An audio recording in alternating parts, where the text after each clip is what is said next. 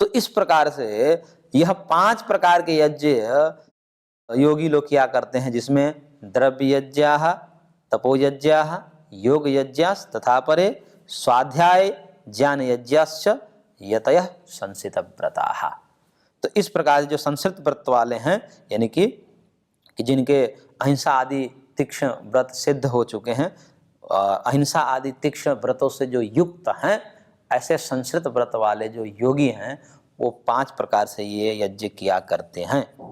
तो ये पांचों का पहले वर्णन कर दिए भगवान ने, जिसमें पहले देवयज्ञ द्रव्य यज्ञ का किया, फिर ज्ञान यज्ञ, फिर तप यज्ञ, फिर स्वाध्याय यज्ञ और फिर योग यज्ञ।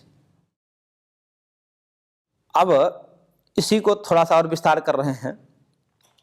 कुछ और भी योगी हैं जो योग यज्ञ के अंतर्गत ही इसको ले लेना चाहिए, अलग से नहीं समझना चाहिए, क्योंकि योग यज्ञ में समस्त इंद्रियों और प्राण के कर्मों को रोकने के लिए नाना प्रकार के उपक्रम हैं, नाना प्रकार के साधन बताए गए हैं योग शास्त्र में। उन्हीं योग यज्ञ से संबंधित कुछ क्रियाएं हैं, उसका विस्तार भगवान कर रहे हैं, जिसको प्राणायाम कहते हैं। प्राणायाम के रूप में कि प्राणों को रोक करके और चित्तवृत्ति निरोध करना, और उस चित्तवृत्ति निरोध करके तदादृष्टु स्वरूपे वस्थानम, जो आत्म तत्व की अनुभूति में लगे रहते हैं योगी, उनके लिए जो योग यज्ञ का ही एक प्रकार से भेद समझना चाहिए। उसके लिए भगवान आगे कह रहे हैं, अपाने जिह्वति प्राणम प्राणे पानम तथा परे प्राणापान गति रुद्ध्वा प्राणायाम परायणाः। कुछ लोग प्राणायाम परायण हैं, प्राणायाम में रत हैं, और क्या करते हैं, अपाने प्राणम जिह्वति, अपान में प्राण का हवन करते हैं। अपान वायु प्राण वायु, प्राण मतलब जो हम वायु बाहर छोड़ते हैं उसको प्राण कहते हैं, और जो वायु हम भीतर लेते हैं उसको अपान कहते हैं। तो जो प्राण अपान में प्राण का हवन, अर्थात जिस प्राण को रोक दिया जाए उसका अन्य में हवन समझना चाहिए। जैसे श्वास को भर लिया, श्वास को जब भरा तो श्वास भरने में क्या हुआ, कौन सी श्वास रुकी, कौन सा प्राण रुका, यानी कि जो छोड़ने वाला प्राण था वो रुक गया, क्योंकि सांस भरते समय हम छोड़ नहीं सकते, तो जो छूट गया वो मानो उसका हवन उसमें हो गया। तो अपान में प्राण का हवन हो रहा है, कहने का मतलब कि श्वास अंदर खींचा जा रहा है। अनुलोम विलोम में जैसा होता है, भस्त्रिका प्राणायाम में दोनों क्रियाएं होती है। तो पहले एक क्रिया को बता रहे हैं, खींचने रूपी की क्रिया को कह रहे हैं, मानो वह अपान में प्राण का हवन कर रहे हैं, यानी कि अपान का मतलब श्वास को भरना। तो जब भर रहे हैं तो श्वास छोड़ना रुक गया, तो मानो जो रुक गया वही उसमें हवन हो गया। तो अपान में प्राण को जिह्वति हवन करते हैं, और फिर क्या करते हैं, प्राणे अपानम तथा पर, उसी प्रकार से प्राण में अपान का भी हवन होगा, यानी कि जब श्वास भर लेगा और फिर अनुलोम विलोम की दूसरी क्रिया जब करेगा तो श्वास छोड़ेगा, जब श्वास छोड़ेगा तो प्राण ले रहा है, यानी कि प्राण क्रिया कर रहा है, छोड़ रहा है, तो छूटा कौन सा, श्वास लेना छूटा, यानी कि अपान क्रिया छूट गई, इसलिए ये मानो प्राण में अपान का हवन है। प्रारंभ में था अपान में प्राण का हवन, दूसरा था प्राण में अपान का हवन। इसी को योग शास्त्र में पूरक और रेचक कहते हैं। पूरक मतलब श्वास को पूरना, भरना, तो अंदर श्वास को भरना वो पूरक की क्रिया है, और बाहर श्वास को छोड़ना रेचक की क्रिया है। तो पूरक और रेचक, ये अनुलोम विलोम भस्त्रिका आदि में सब यही होता है, पूरक रेचक दोनों होता है। तो अपाने जिह्वति प्राणम, अपान में प्राण का हवन ये पूरक प्राणायाम है, और प्राण में अपान का हवन रेचक प्राणायाम है, यानी कि बाहर छोड़ना रूपी प्राणायाम है। और फिर एक और है कुंभक भी है, तो उसमें क्या होता है, तो उसमें करेंगे प्राणापान गति रुद्ध्वा प्राणायाम परायणाः। प्राण और अपान की गति को रोक देना, यहाँ पर तो रुक नहीं रहा है, यानी कि यहाँ पर भर रहे हैं, छोड़ रहे हैं, भर रहे हैं, छोड़ रहे हैं, लगातार कर रहे हैं, अनुलोम विलोम क्रिया कर रहे हैं, भस्त्रिका प्राणायाम कर रहे हैं, तो इसमें जो है श्वास जा रहा है आ रहा है, जा रहा है आ रहा है, इसमें रुकावट नहीं पैदा हो रहा है। लेकिन जो तीसरा है इसमें रुकावट होता है, जैसे अंदर भर करके और अंदर रोक लिया, तो ये आभ्यंतर प्राणायाम हो गया। आभ्यंतर कुंभक हो गया। कुंभक का मतलब श्वास को रोकना। तो अंदर भर करके अंदर रोक देना आभ्यंतर कुंभक है।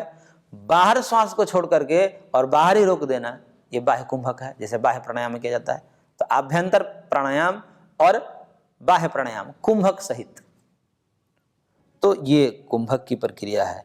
इस प्रकार से अपरे नियताहारा प्राणान प्राणेषु जुह्वति सर्वेप्यते यज्ञ विदो यज्ञ क्षपित कल्मषाः। और इसी प्रकार से जो है कई लोग प्राण में प्राण का हवन किया करते हैं। और प्राण में यानी कि प्राण में प्राण का हवन का मतलब ये ऊंची स्थिति है थोड़ी योग की। इसमें प्राणों पर विजय प्राप्त किया जाता है और उन प्राणों पर विजय प्राप्त करके और उनसे होने वाले फल जैसे समान जया ज्वलनम इत्यादि योग सिद्धियां हैं उसको प्राप्त करने वाले हैं। उन प्राणों पर विजय करके उनमें संयम कर रहे हैं, मानो प्राण में प्राण का हवन कर रहे हैं। तो इस प्रकार से कुछ लोग ऐसा हवन करते हुए और कह रहे हैं भगवान आगे कि अपरे नियताहारा प्राणान प्राणेषु जुह्वति सर्वेप्यते यज्ञ विदो यज्ञ क्षपित कल्मषाः। इस प्रकार से जो है ये सारे साधक सर्वे अपि यानी कि ये सारे जितने प्रकार के यज्ञ बताए गए हैं, चाहे वो द्रव्य यज्ञ हो, योग यज्ञ है, ज्ञान यज्ञ है, स्वाध्याय यज्ञ है या तप यज्ञ हैं, ये सारे प्रकार के यज्ञ करने वाले मानो यजन ही कर रहे हैं, एक दूसरे में हवन की ही क्रियाएं चल रही है। तो ऐसे करने वाले सर्वे अपि यज्ञ क्षपित कल्मषाः, यज्ञ के द्वारा अपने मानव कल्मष को यानी कि पाप को नष्ट कर दिए, क्षीण कर चुके हैं। ऐसे कर देने वाले ये सारे यज्ञविद है, यज्ञ को जानने वाले हैं। और ये अपने जो कल्मष हैं, अपने पाप हैं, क्योंकि अंतःकरण पे रजस और तमस का लेस चिपका रहता है हमारे पूर्व कर्मों के अनुसार, और पाप चढ़ा रहता है, वह अंतःकरण से शुद्ध होता है। अंतःकरण का शुद्धि का मतलब राग द्वेष है, यही अंतःकरण की शुद्धि है।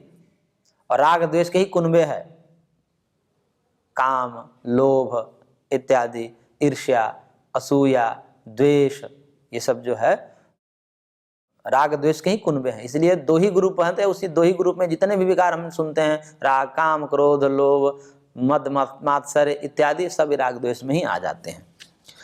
इसलिए जो राग द्वेष जो अंतःकरण का कल्मष है, पाप है, मलिनता है, इस मलिनता को धोने के लिए ये सारे प्रकार के यज्ञ किया करते हैं यज्ञविद, यज्ञ को जानने वाले। यज्ञविदो यज्ञ क्षपित कल्मषाः, यज्ञ को जानने वाले, यह यज्ञ द्वारा मानव पापों को नष्ट कर देने वाले हैं। तो इस प्रकार से जो है यज्ञ निरंतर कोई ना कोई यज्ञ तो करना ही पड़ता है, करना ही चाहिए साधक को। नाना प्रकार के साधक हैं, अपने अपने अभिरुचि के अनुसार यज्ञ में लगे रहते हैं, लेकिन आगे भगवान कहेंगे। लेकिन ये जो भी यज्ञ करने वाले हैं, इनकी क्या विशेषता है भगवान आगे बता रहे हैं। श्लोक संख्या 31 में, यज्ञ शिष्टामृत भुजो यान्ति ब्रह्म सनातनम नायम लोकस्ते यज्ञस्य कुतोन्यः कुरुसत्तम करके, हे कुरुसत्तम, हे कुरुश्रेष्ठ अर्जुन, यज्ञ शिष्टामृत भुजा, यानी कि यज्ञ से यज्ञ शेष होता है। जैसे यज्ञ में वो यज्ञ के उपरांत जो बचा हुआ यज्ञ शेष होता है, उसको खाने से कहते हैं कि सारे पाप कट जाते हैं। क्योंकि यज्ञ के बाद जो यज्ञ शेष बचता है, उससे सारे पूर्व में ही बात आई थी। तो यज्ञ शेष यानी कि यज्ञ में बचा हुआ जो अन्न है, उसको खाने से सारे पाप मिट जाते हैं। तो वैसे ही यह यज्ञ शेष में जो भी प्राप्त हुआ है, जो भी शेष बचा हुआ सामग्री है, उसका उपभोग करना मारो अमृत है। उसको अमृत शब्द से कहा है। उसको मनुस्मृति में विघत शब्द से कहा है कि यज्ञ शेष में जो प्राप्त हुआ, जो बचा हुआ पदार्थ है, यदि हम उसका उपभोग करते हैं। यज्ञ शेष का मतलब यहाँ पर व्यापक लेना चाहिए कि इस समष्टि रूप यज्ञ को संचालित करने के लिए, उसको धारण और पोषण के निमित्त से जो भी हमें कर्तव्य कर्म है, जो भी हमारे द्वारा त्याग है, चाहे वो ज्ञान का हो, क्योंकि जिसके पास जो है वो त्याग करे, धन है तो धन का त्याग करे, सृष्टि को चलाने के लिए, ये व्यवस्था को चलाने के लिए धन वाला धन दान करे, श्रम वाला श्रम दान करे, ज्ञान वाला ज्ञान दान करे। इस प्रकार से जिसके पास जो है, द्रव्य है वो द्रव्य का दान करे, धन है धन का दान करे, ज्ञान है ज्ञान का दान करे, अन्न है अन्न का दान करे। और इस प्रकार से दान करने के बाद और फिर जो भी शेष बचा है उसको वो यदि उपभोग करता है, तो मानव सब पापों से रहित हो जाता है। और इसके अतिरिक्त जो यज्ञ के निमित्त से ना करके, यानी कि दूसरे की चिंता ना करके केवल व्यक्तिगत उपभोग के लिए सामग्री इकट्ठा करता है और भोजन करता है, तो उसके लिए वेद में भी कहा और पूर्व में भी कहा केवल आघो भवति केवल आदि, वो मानो पाप ही खाता है। जो केवल अपने लिए पकाता है भोजन, केवल अपने लिए उपयोग करता है, केवल अपने लिए धन संग्रह करता है, ज्ञान संग्रह करता है, और उसका उपयोग और विनियोग यदि समाज के लिए नहीं कर रहा है, राष्ट्र के लिए नहीं कर रहा है, तो मानो वह पाप ही खाता है। और बांट करके जो शेष बचा वो यदि खा रहा है तो मानो अमृत का भोग कर रहा है। इसलिए भगवान ने कहा यज्ञशिष्टा अमृत भुजो यान्ति ब्रह्म सनातनम।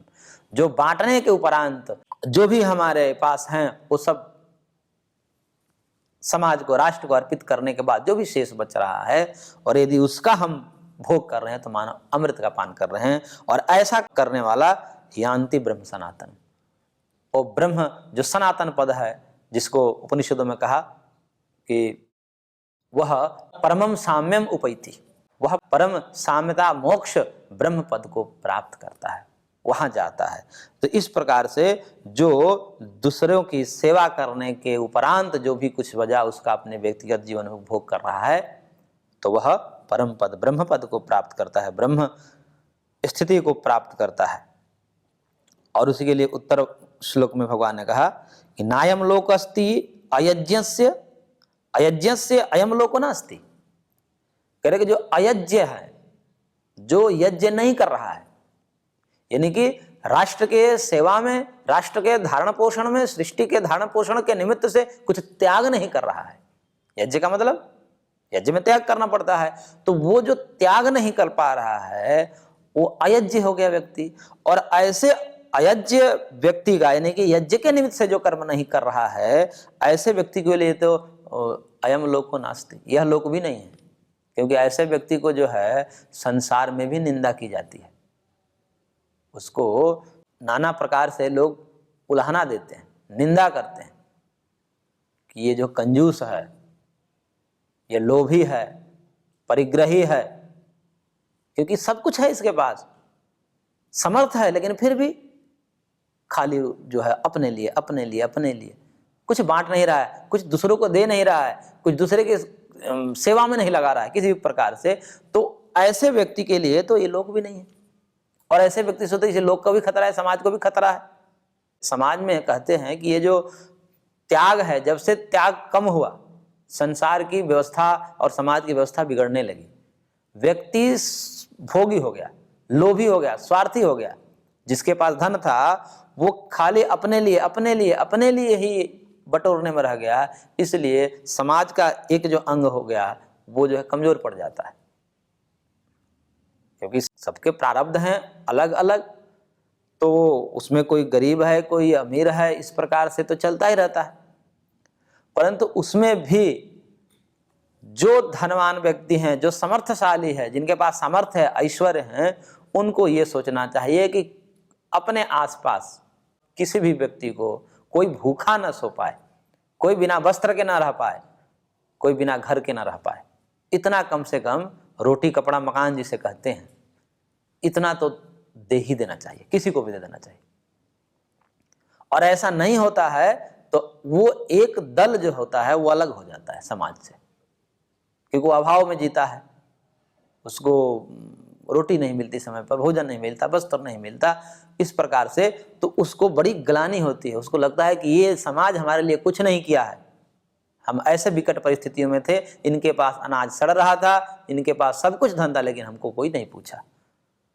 तब ऐसा जब व्यवहार होता है उनके साथ, तो उनके अंदर एक द्वेष भावना पैदा हो जाती है। और जैसे ही उनको मौका मिलता है फिर एक गुट बनाते हैं, एक ग्रुप बनता है उन सबका, उन शोषित वंचितों का एक ग्रुप बनता है। अब वो कहते हैं कि हम जो अमीरों को लूटेंगे और गरीबों में बांटेंगे। ऐसा ही होता है। यदि उनको समय से, जिनके पास सामर्थ्य था, कुछ त्याग किए होते, उनको खिलाया होता, पिलाया होता, समय समय पर जो भी उनके जो नित्य उपभोग की वस्तुएं हैं वो दिया होता, तो वो कृतज्ञ रहते समाज के प्रति कि ऐसे विकट परिस्थितियों में भी इन लोगों ने हमको संभाला। वो कभी भी समाज को तोड़ने का प्रयत्न नहीं कर सकते, उनके मन में भावना ही नहीं आ सकती। उनको लगेगा भाई ऐसी स्थिति में हम थे, फिर भी हमको लोगों ने मदद की, अकारण मदद की, कोई कुछ लिया नहीं, हमको दिया है, तो वो व्यक्ति कृतज्ञ रहता है। इतने से समाज की व्यवस्था कितनी सुंदर हो जाती है, सब एक दूसरे को पूरक हो जाते हैं, शोषण वाला ये सब भाव खत्म हो जाता है, शोष से शोषक भाव खत्म हो जाता है, कोई शोष नहीं होता है, कोई शोषक नहीं होता।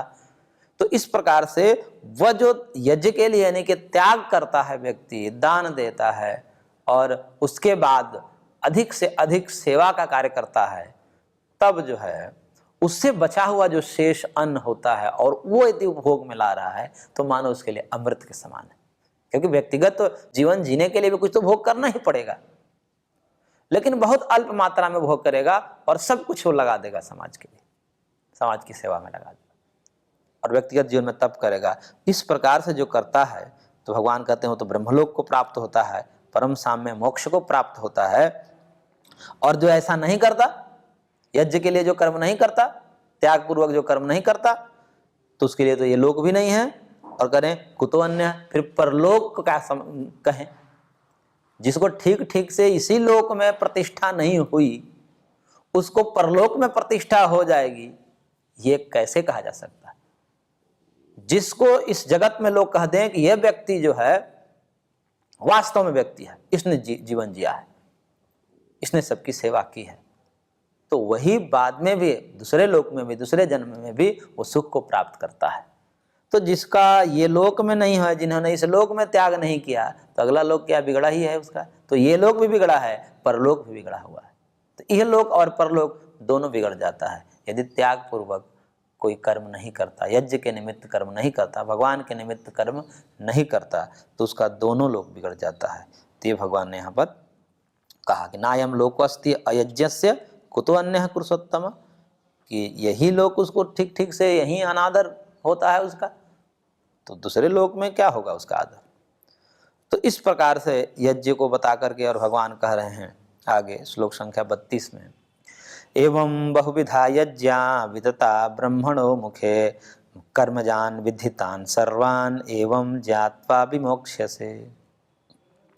करे भगवान के एवं बहुविधा यज्ञा ब्रह्मण मुखे विदता, इस प्रकार से बहुत प्रकार के यज्ञ बताए गए हैं और इन समस्त यज्ञों को निष्काम भाव से किया जाए, राग द्वेष आदि रहित भाव से किया जाए, तो इस प्रकार बहुत तरह के यज्ञ जो हैं वह यहाँ पर ब्रह्मण मुखे दो प्रकार से अर्थ किया जाता है। ब्रह्मण मुख ब्रह्म वेद को भी कहते हैं और ब्रह्म भगवान को भी कहते हैं।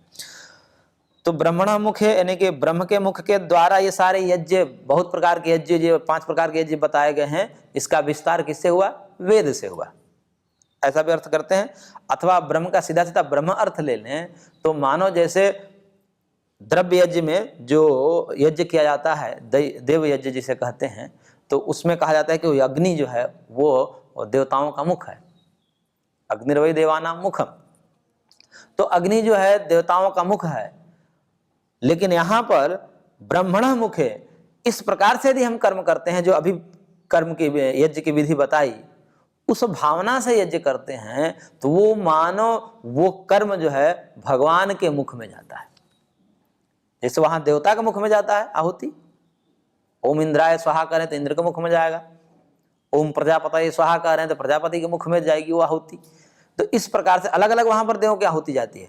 परंतु ये जो यज्ञ बताए गए हैं अभी जितने प्रकार से, और उन भावों से किया जाए, त्याग पूर्वक किया जाए, राग द्वेष रहित होकर के किया जाए, तो वो भगवान के मुख में जाएगा, यानी कि भगवान प्रसन्न होंगे उससे। तो इस प्रकार से जो है एवं बहुविधा यज्ञा ब्रह्मणा मुखे वितता, और उसका विस्तार कहाँ है? वो ब्रह्म के मुख तक विस्तार है, यानी कि वो यज्ञ की आहुति कहाँ तक पहुंचेगी? ब्रह्म तक, भगवान तक पहुंचेगी। तो तान सर्वान कर्मजान विद्धि, परंतु इन सबको भी तुम कर्म से जन्य समझो, क्योंकि जितने प्रकार के यज्ञ हैं, चाहे जितने भी योगी लगे हुए हैं, चाहे देव यज्ञ कर रहे हैं, तप यज्ञ कर रहे हैं, ज्ञान यज्ञ कर रहे हैं, स्वाध्याय यज्ञ कर रहे हैं, कोई भी यज्ञ कर रहे हैं, सब में कर्म हो रहा है। इसलिए कर्म त्याग देना, कर्म के त्याग से मुक्ति होगी, ये कभी मत सोच लेना। इसलिए ये कर्म से जन्य है। कर्मजान विद्धि, यानी कि शरीर, इंद्रिय और मन इत्यादि से ये सब क्रियाएं होती है, इसलिए ऐसा जानो। एवं ज्ञात्वा विमोक्ष से, ऐसा तुम जान करके मोक्ष को प्राप्त हो जाओगे। क्योंकि कर्मजान विद्धि का मतलब यहाँ पर यह भी अर्थ लेना चाहिए कि ये सब जो क्रियाएं हो रही हैं कर्म से हो रही है, और कर्म कहाँ कहाँ होता है? 3 प्रकार से कर्म होता है, शरीर से, मन से और वाणी से। आत्मा से नहीं होता कर्म, क्योंकि शरीर मन वाणी ये गुणों का विस्तार है। भगवान ने पहले ही बता दिए, मैं अकर्ता हूं इस भाव से कर रहा है। शरीर मन बुद्धि उसके कर रही है, वो नहीं कर रहा है। अकर्ता भाव से जो कर्म कर रहा है, तो उसके लिए भगवान कह रहे कि इस प्रकार से, ऐसा जानकर, ऐसा समझ करके और इस भाव से युक्त होकर के जो कर्म कर रहा है, ये भाव होना चाहिए। एक तो बोलना होता है मैं कर्म नहीं कर रहा हूं, एक बोलना होता है, परंतु एक भाव होता है कि सचमुच मैं नहीं कर रहा हूं, उसको लगता है। तो इस प्रकार से जो कर्म करता है वो विमोक्ष से, भगवान कह रहे हैं कि मुक्त हो जाता है। तुम इस प्रकार से कर्म करोगे तो मुक्त हो जाओगे। और इन यज्ञों को बता करके भी, क्योंकि ये अध्याय का नाम ही है ज्ञान कर्म संन्यास योग, तो ज्ञान कर्म संन्यास योग में ज्ञान है, ज्ञान की महत्ता है। इसलिए भगवान कह रहे हैं कि सारे यज्ञों को बताने के बाद भी कौन सा यज्ञ श्रेष्ठ है, तो उसके लिए कह रहे हैं श्रेयान द्रव्यमयाद यज्ञात् ज्ञान यज्ञ परंतप सर्वं कर्माखिलम पार्थ ज्ञाने परिसमाप्यते। करे कि द्रव्यमयाद यज्ञात् ज्ञान यज्ञ श्रेयान, कि द्रव्यमय यज्ञ से, यानी कि दो द्रव्य में आहुति देते हैं, हवन करते हैं, तो द्रव्यमय यज्ञ है, उसमें द्रव्य की आहुति देते हैं। तो कह रहे हैं कि जो द्रव्यमय यज्ञ हैं, जो साक्षात हम हवन करते हैं, उस यज्ञ की अपेक्षा जो है ज्ञान यज्ञ श्रेयान, ज्ञान यज्ञ जो है, ज्ञान यज्ञ श्रेष्ठ है। क्यों श्रेष्ठ है? क्योंकि द्रव्य यज्ञ में उसका फल क्या है? अग्निहोत्रम जुहुयात् स्वर्ग काम, कामना है स्वर्ग काम यजेत, स्वर्ग की जिसको कामना है वो हवन करे। हवन क्या है? तो अग्निहोत्र करें। तो यहां कामना है और कामना से युक्त होकर के अग्निहोत्र कर रहा है, तो प्राप्त क्या हो गया? स्वर्ग प्राप्त हुआ। और फिर आगे भगवान कहेंगे कि क्षिण्य पुण्य मृत लोकम विशंति, और वहां पर भी पुण्य क्षीण हो जाता है, क्योंकि उपभोग कर लेता है। जो भी यहां से यज्ञ करके जो भी पुण्य कमाया था, वहां सुख मिल गया, सुख का उपभोग कर लिया। सुख उपभोग करने के बाद फिर मृत्यु लोक में आना पड़ता है। जैसे पैसा खत्म हो जाए तो होटल से निकाल देंगे, जब तक से पैसा रहता है तब से तो खूब जो है सेवा करेंगे। जैसे कि कोई दामाद हो, उस प्रकार से सेवा, उतने भी दामाद की सेवा नहीं कर जैसे होटल में करते हैं। और पैसा खत्म हो जाए तो तुरंत लात मार के भगा देंगे। ऐसा ही ये स्वर्ग का भी खेल है। जो पुण्य कमा कर गए हैं तब तक रहे वहां पर, जैसे पुण्य खत्म हुआ फिर नीचे आ जाना पड़ता है मृत्यु लोक में, फिर वही धंधा लग जाता है। तो कह रहे हैं कि ये सारे आवर्तन होने के कारण, इससे आवर्तन होता है, इसमें आवृत्ति होती है, जीव जन्म मरण के चक्कर में आता है, इसलिए निकृष्ट है।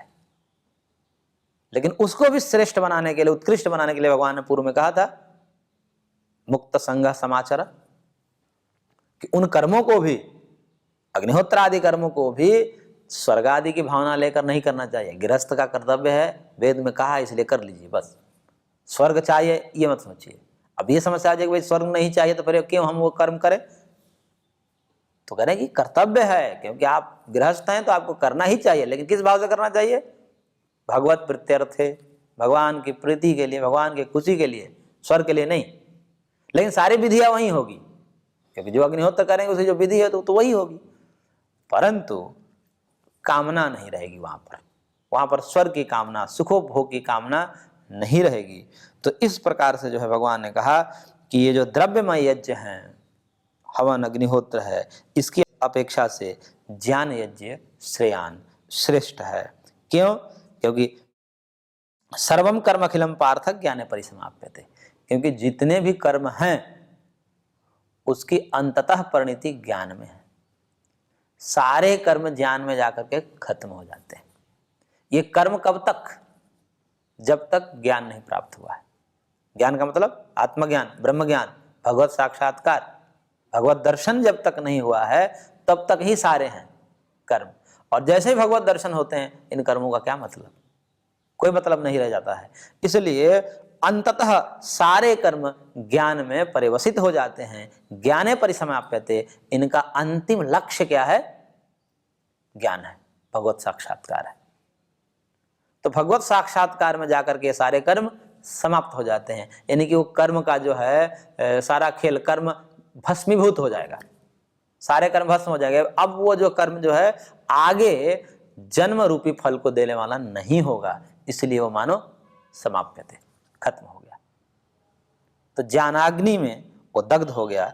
पहले भी भगवान ने कहा था, पूर्व में भी, और यहाँ पर भी वही बात कर रहे हैं कि ज्ञाने परिसमाप्यते, ज्ञान में सब परिवसित हो जाता है, समाप्त हो जाता है। इसलिए ज्ञान श्रेष्ठ है, यानी कि आत्मज्ञान, भगवत साक्षात्कार। इसलिए स्वर्ग से भी बढ़कर है, भगवान की खोज की जाए, आत्मा की खोज की जाए, आत्म अनुसंधान में लगा जाए, भगवत दर्शन में लगा जाए। यह जो स्वर्ग आदि को दिलाने वाला जो अग्निहोत्र है, यह भी निम्न स्तर का है भगवान की भक्ति की अपेक्षा से। तो इस प्रकार से भगवान ने यहाँ पर द्रव्यमय यज्ञ की अपेक्षा से ज्ञान यज्ञ को श्रेष्ठ बताया।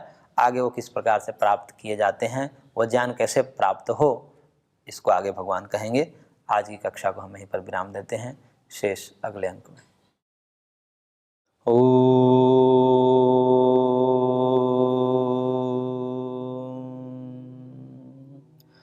शांति शांति शांति।